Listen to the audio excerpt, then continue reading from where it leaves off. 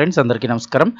ఆంధ్రప్రదేశ్ రాష్ట్ర వ్యాప్తంగా కూడా జనాభా ఆధారంగా అన్ని పంచాయతీల్లో భారీ మార్పులు అయితే చేయబోతున్నారు. పంచాయతీలకు సంబంధించి పునర్వ్యవస్థీకరణ అయితే చేస్తామని చెప్తున్నారు. సో దానికి సంబంధించిన కంప్లీట్ డీటెయిల్స్ తెలుసుకుందాం. ఎంత జనాభా ఉంటే ఏ సెక్షన్లోకి వెళ్తుంది ఏంటి అనేది అయితే కనుక సో వీడియో పూర్తిగా చూడండి. అలాగే తప్పకుండా ఒక లైక్ చేయండి. మరిన్ని అప్డేట్స్ కోసం ఛానల్ని సబ్స్క్రైబ్ చేసుకొని పక్కనే ఉన్న బెల్ బటన్ ఆన్లో పెట్టుకుని ఫ్రెండ్స్ ప్రభుత్వం నుంచి వచ్చే ముఖ్యమైన అప్డేట్స్ అన్ని కూడా ఎప్పటికప్పుడు తెలియచేయడం జరుగుతుంది. వివరాల్లోకి వెళ్ళిపోదాం. గ్రామ పంచాయతీల పునర్వ్యవస్థీకరణ కొత్తగా రూర్బన్ పంచాయతీలు అయితే కనుక ఏర్పాటు చేస్తామని చెప్తున్నారు. అసలు ఏంటి అని చూస్తే ఆంధ్రప్రదేశ్ రాష్ట్రంలో గ్రామీణ ప్రాంతాల సమగ్ర అభివృద్ధిని లక్ష్యంగా పెట్టుకున్న ప్రభుత్వం గ్రామ పంచాయతీల పునర్వ్యవస్థీకరణకు చర్యలు ప్రారంభించింది. పంచాయతీరాజ్ గ్రామీణాభివృద్ధి శాఖలో సరికొత్త సంస్కరణలను తీసుకొస్తూ గ్రామ పంచాయతీలను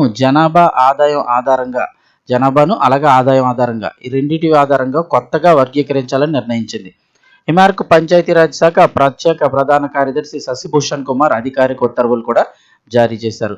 ముఖ్యమంత్రి చంద్రబాబు నాయుడు ఆదేశాల మేరకు ఈ మార్పులు చేపడుతున్నట్లు అధికారులు తెలిపారు.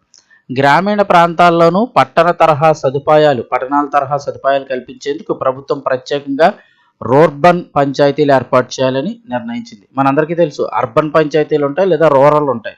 ప్రత్యేకంగా ఇప్పుడు రూర్బన్ పంచాయతీలు అయితే ఏర్పాటు చేయబోతున్నారు. జనాభా 10,000 కంటే ఎక్కువగా ఉండే గ్రామ పంచాయతీ లేదా గ్రామ వార్షిక ఆదాయం 1 కోటి కంటే ఎక్కువగా ఉండే పంచాయతీలు.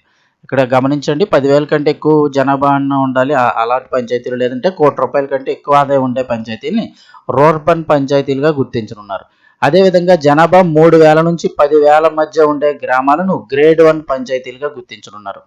గ్రామ వార్షిక ఆదాయం 30 లక్షల కంటే ఎక్కువగా ఉండి 1 కోటి రూపాయల లోపు కూడా ఉంటే ఆ పంచాయతీలను గ్రేడ్ 1గా వర్గీకరించనున్నారు. గ్రామాల్లో అభివృద్ధి కార్యక్రమాలు సమర్థవంతంగా అమలు కావడమే ఈ నిర్ణయాల యొక్క ప్రధాన ఉద్దేశమని ప్రభుత్వం తెలుపుతోంది. ఇక 2,000 కంటే తక్కువగా ఉండే జనాభాలు ఉంటాయి. అలాంటి గ్రామ పంచాయతీలను గ్రేడ్ 2 పంచాయతీలుగా నిర్ణయించారు. జనాభా 1,500 కంటే తక్కువగా ఉన్న పంచాయతీలను గ్రేడ్ 3 పంచాయతీలుగా వర్గీకరించనున్నారు. ఈ కొత్త విధానం ద్వారా గ్రామీణ ప్రాంతాల్లో అభివృద్ధి కార్యక్రమాలను మరింత సమర్థవంతంగా అమలు చేయవచ్చని అధికారులు అయితే భావిస్తున్నారు.